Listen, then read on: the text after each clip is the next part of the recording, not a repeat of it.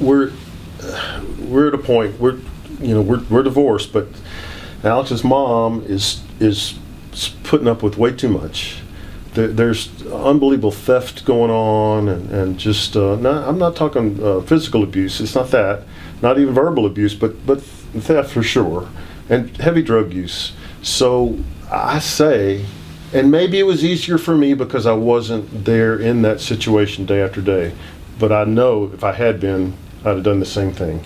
And I say, he needs to bottom out. He needs to go on the street.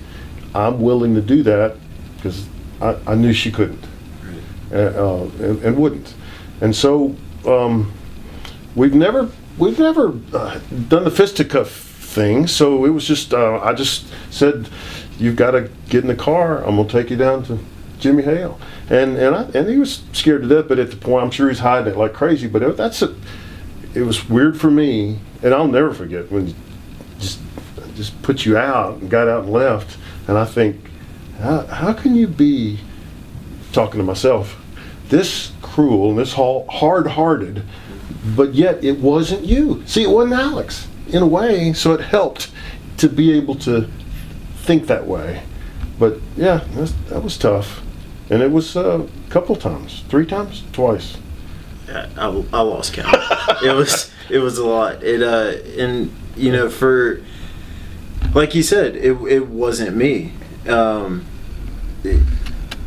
Putting myself in his shoes, I 100% see everything that he's talking about now, because and I'm almost thankful that he wasn't in the house at that point in time, because I think that he could have done it if he was there, but I don't know. And it was a lot easier. That was crucial for me to get to the point where I was ready to do something different. For both of them to just be done. And, you know, it had to happen several times, and my mom had to become fed up enough and say, I just can't live like this anymore. She was sleeping with her laptop and her purse locked in her car, the doors to the house locked, alarm turned on in case I opened a door, and her keys underneath her pillow.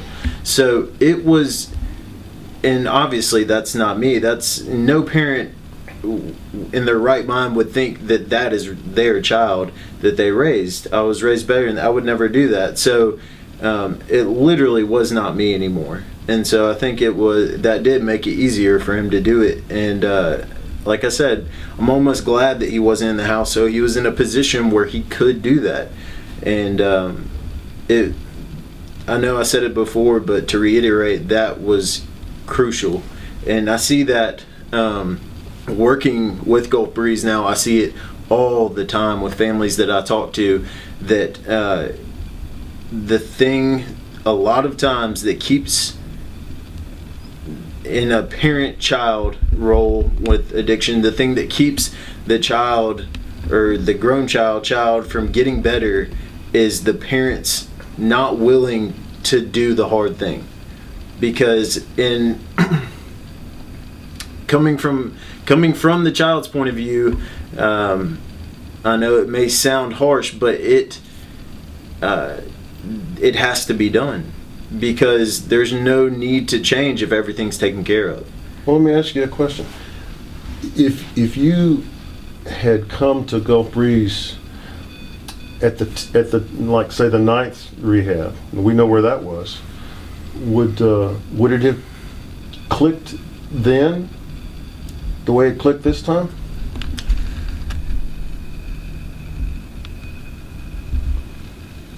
That's a good question. And honestly, I honestly don't know, because you can't control that insight. Totally. Exactly. Okay. Because I don't know if I would have been ready to hear what they were sharing. I know that if I came in with an open mind and ready to listen to someone else, then it would have worked. Okay. So that was the only thing that could have kept me from not getting it and getting better, and everything clicking like it did while I was there is the ability to open up my mind and be willing to listen to someone else and maybe consider the option that I don't know everything and that I don't have the answers because what I was doing wasn't working. Let me ask you another one. I think the detox and the health aspect of the initial stages of what goes on at Gulf Breeze is different. Would that give you ears to hear better than a previous place where it was pretty basic detox? Yes, because the reason the detox here was so much different and so much better than the other places I went to was that, after I was detoxed off of the drugs, before I got thrown in, it wasn't a straight detox to program. We have a transitioning period, and we use a spa to do that. So we have detox, then you transition into the residential program with the spa program. So in the mornings, instead of being in these classes that are deeper and make a little more sense once you've been there a little bit longer and your mind is cleared, you're in the afternoon classes with everyone else, same schedule. The only difference is you're in the spa in the morning and you're just literally finishing your detox process, getting everything out of your system so your mind, when you move into morning classes, is clear. And as I was in the afternoon classes, I got introduced to the material and what we were learning without just getting thrown in the deep end and being like, what are y'all talking about? So I know my dad had mentioned that it wasn't me when he had to take me out of the house and drop me off at a homeless shelter, not even knowing if I was going to really stay at that homeless shelter. But he said that it wasn't me. But from my standpoint and from the opposite side of the street, it wasn't me. But in that mind frame at that time, it was almost like, well, who are these people that are treating me like this? And because when you're in the midst and the throes of this addiction, it plays tricks on you. You're not yourself, but you're not thinking like yourself either. So there's a huge lack of taking responsibility for what you do. So I didn't see my part in a lot of things that I was doing, and so I almost felt like I was being wronged at times. And like, how can y'all drop me off at a homeless shelter? And if you really cared about me, you would ride this out with me and try to help me. But looking back on it, that's exactly what they were doing. And I referred to this earlier when we were talking with the fact that parents have to be prepared to do the hard thing, or else there is no hope. And I'm so grateful looking back now, as upset or mad as I could have been at the time, I'm so grateful now that they were able to do the hard thing, because I don't know if I would be sitting here now. Not just sitting here, but alive. I probably wouldn't be, because I've seen being in my own addiction and then helping other people get out of addiction. I've seen people love their children to death, literally love them to death, to the point where they're not willing to do the hard thing and their child ends up dying because they're so afraid of doing the hard thing because they think their child will die if they put them on the street, that they die in their home. And it's such a hard conversation to have with a parent, because it's letting go, and losing control for anyone is scary, let alone of your child. But if we're being honest, you don't have control anyway. When they're at the point where you need to put them out of the house, you don't have any more control. So it's just like my mind played tricks on me when I was saying, who are you to put me out of the house? Which is from an outside point of view is absurd. You're like, look at what you're doing to them. But I didn't see it because I was emotionally, mentally in the middle of it. A parent doesn't see how crazy it is to think that they still have some kind of control over the child in the middle of an addiction in their house. An outsider will say, you don't have, they're doing drugs in your house and stealing from you. What kind of control do you think you have? But to the parent in the middle of it, because they're in their house, I'm keeping them safe, or maybe I can keep them alive one more day if they're around me. When in reality, it couldn't be any further from the truth. So it all boils down to me in this relationship of being able to do the hard thing. And that a lot of times is the first step towards getting help for someone. It really is. Of course, I've seen people do it without it, but the majority of the time, it is the first step. It's the first step into treatment. Told his mom, I said, you're killing him. He's going to overdose in your basement. And will that feel better than overdosing on the street? And she said, yes. That's where she just, I'd rather have him die here. Well, Alex wanted me to come to his graduation. It was a big deal for him.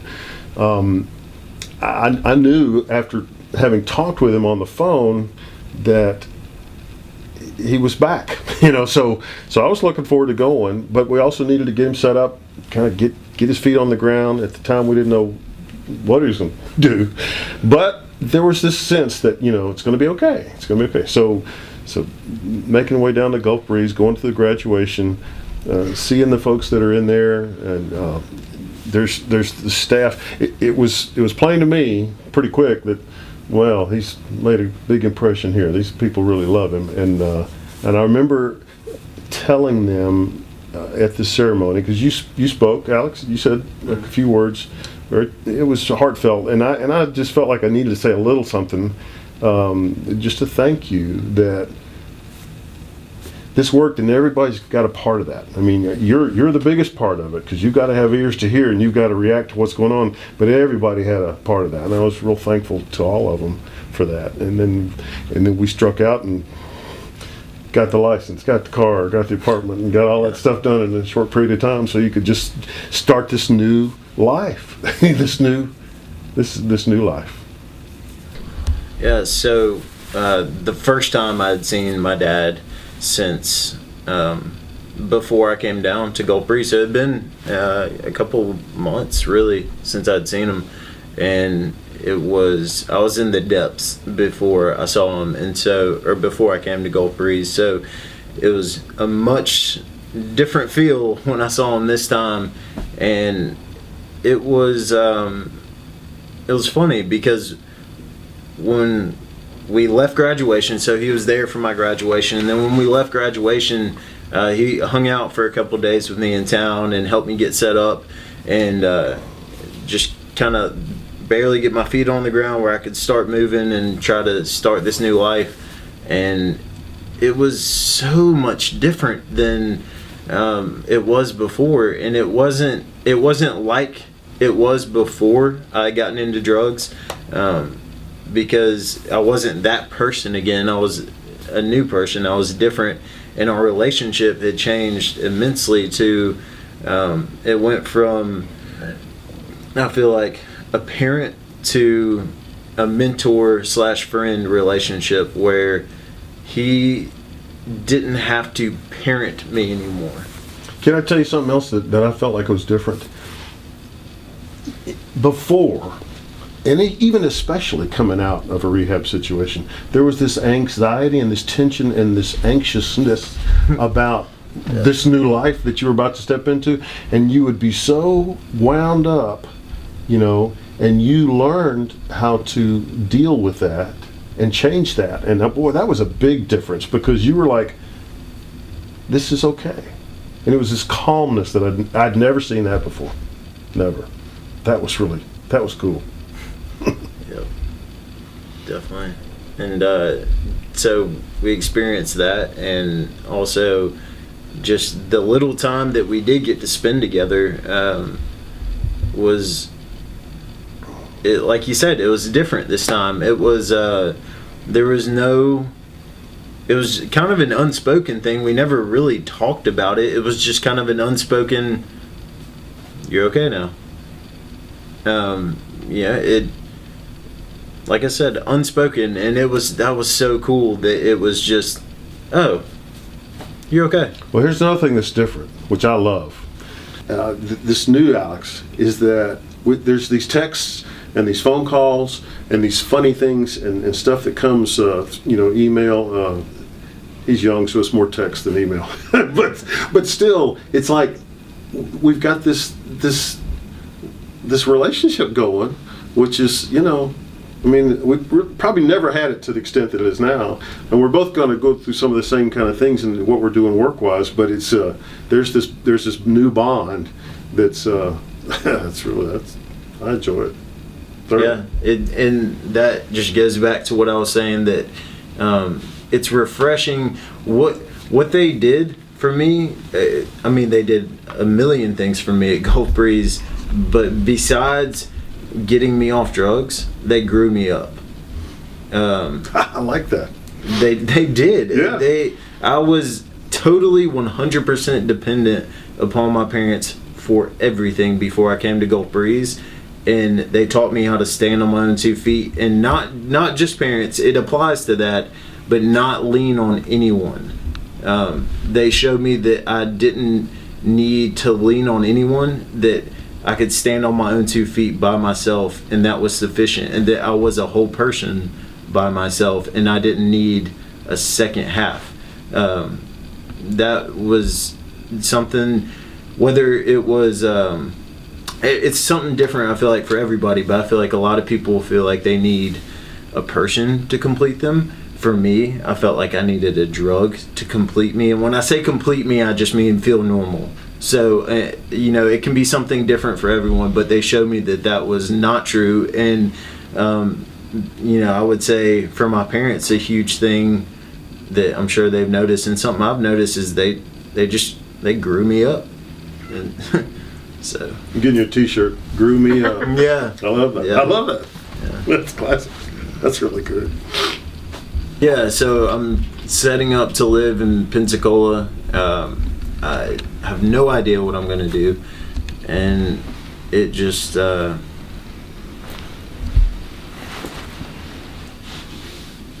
it was okay. I was okay with that. Like he said, I wasn't anxious about it. I knew that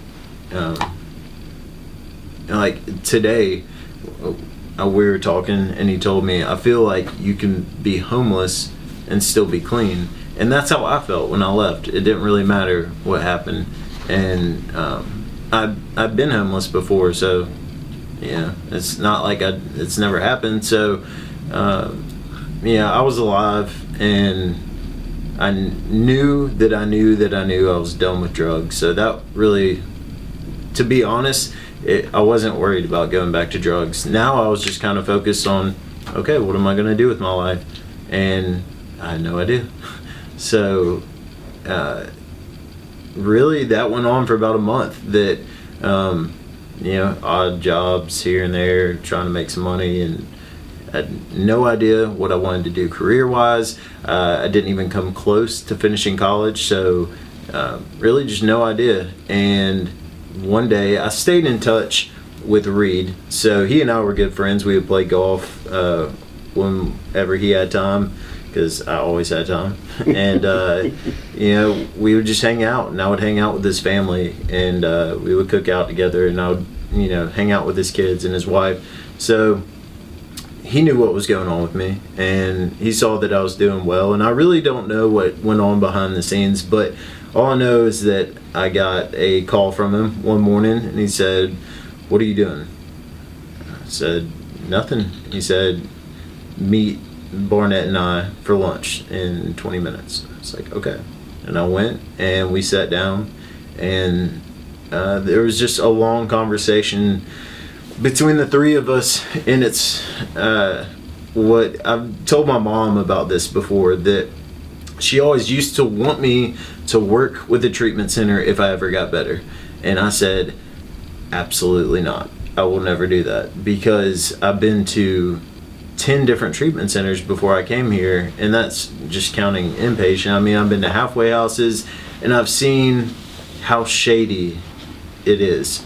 Not really that it can be, but it is, because the majority of the places I went to, there was just things going on that I didn't agree with, that were just not right.